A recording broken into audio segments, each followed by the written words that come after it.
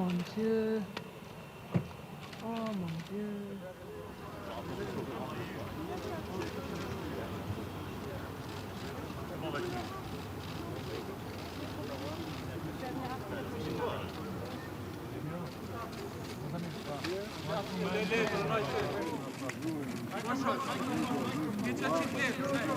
Bonjour, vous allez bien? Monsieur le Président.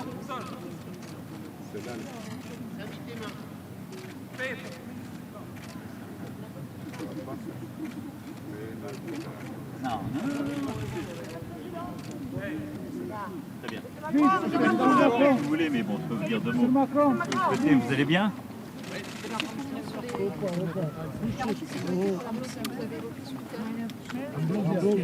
Non, mais je pense qu'il ne faut pas faire de grands cas et essayer de créer des polémiques là où il n'y en a pas.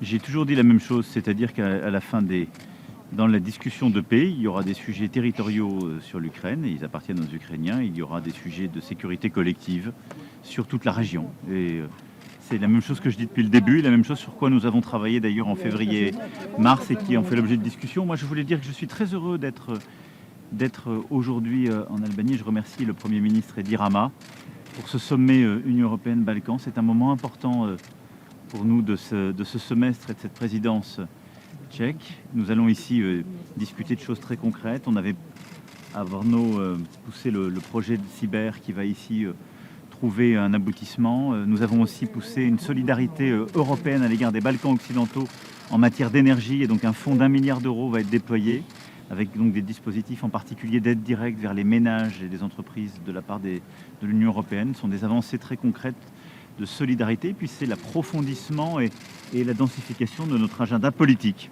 Et donc pour toutes ces raisons, ce sommet est une bonne opportunité.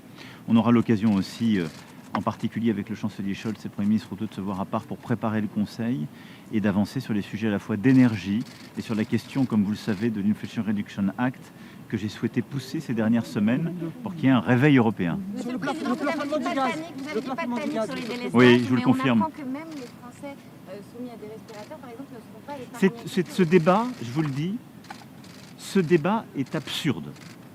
Est absurde. Le rôle des autorités publiques, des entreprises publiques, ça n'est pas de transférer la peur, ni de gouverner par la peur.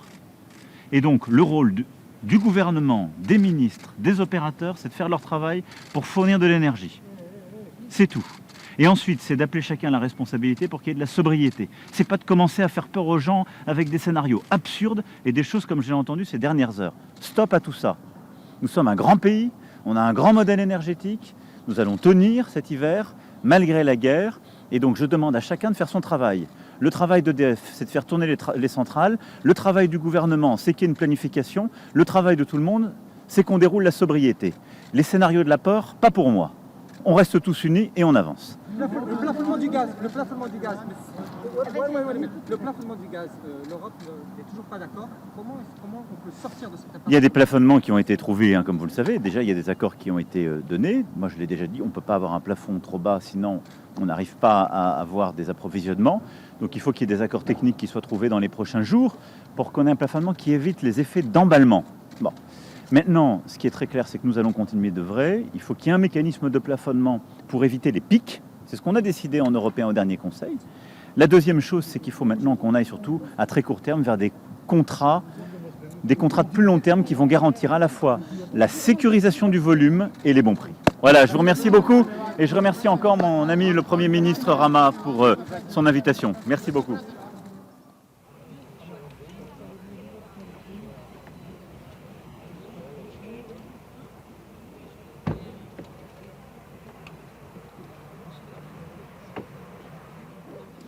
I want to tell you that we are very proud and happy to be here. My good friend Mr. Rama invited me several times. I'm here, but I will be back for a bilateral meeting. But with such a sunny weather, you can be extremely proud to welcome all the European Union.